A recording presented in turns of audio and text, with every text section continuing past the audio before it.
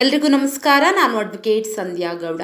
ಪ್ರಜ್ವಲ್ ರೇವಣ್ಣ 14 ದಿನ ನ್ಯಾಯಾಂಗ ಬಂಧನಕ್ಕೆ. ಹೌದು, ಅತ್ಯಾಚಾರ ಪ್ರಕರಣದಲ್ಲಿ ಆರೋಪಿಯಾಗಿರುವ ಪ್ರಜ್ವಲ್ ರೇವಣ್ಣ ಅವರನ್ನು ಜನಪ್ರತಿನಿಧಿಗಳ ವಿಶೇಷ ಮ್ಯಾಜಿಸ್ಟ್ರೇಟ್ ನ್ಯಾಯಾಲಯವು ಮಂಗಳವಾರ 14 ದಿನಗಳ ಕಾಲ ನ್ಯಾಯಾಂಗ ಬಂಧನಕ್ಕೆ ನೀಡಿದೆ.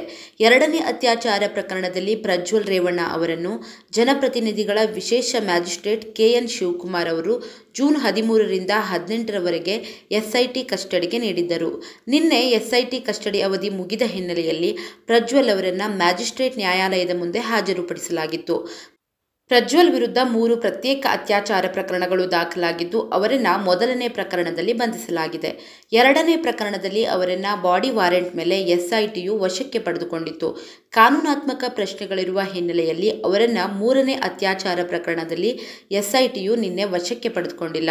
ನ್ಯಾಯಾಲಯವು ಪ್ರಜ್ವಲ್ರನ್ನ ಔಪಚಾರಿಕ ನ್ಯಾಯಾಂಗ ಬಂಧನಕ್ಕೆ ನೀಡಿದೆ. ಮೇ 31ರಂದು ಪ್ರಜ್ವಲ್ ರೇವಣ್ಣ ಅವರ ಬಂಧನವಾಗಿದ್ದು, ಮೊದಲಿಗೆ ಅವರನ್ನು ಜೂನ್ 6ರವರೆಗೆ ಎಸ್ಐಟಿ ಕಸ್ಟಡಿಗೆ ನೀಡಲಾಗಿತ್ತು. ಆನಂತರ ಜೂನ್ 10ರವರೆಗೆ ಎಸ್ಐಟಿ ಕಸ್ಟಡಿ ವಿಸ್ತರಿಸಲಾಗಿತ್ತು. ತದನಂತರ ಪ್ರಜ್ವಲ್ ಅವರನ್ನು ನ್ಯಾಯಾಂಗ ಬಂಧನಕ್ಕೆ ನೀಡಲಾಗಿತ್ತು. ಈ ಮಧ್ಯೆ ಜೂನ್ 13ರಿಂದ 18ರವರೆಗೆ ಪ್ರಜ್ವಲ್ ಅವರನ್ನು ಮತ್ತೆ ಎಸ್ಐಟಿ ಕಸ್ಟಡಿಗೆ ನೀಡಲಾಗಿತ್ತು. ಈಗ 14 ದಿನಗಳ ಕಾಲ ನ್ಯಾಯಾಂಗ ಬಂಧನಕ್ಕೆ ನೀಡಿದೆ.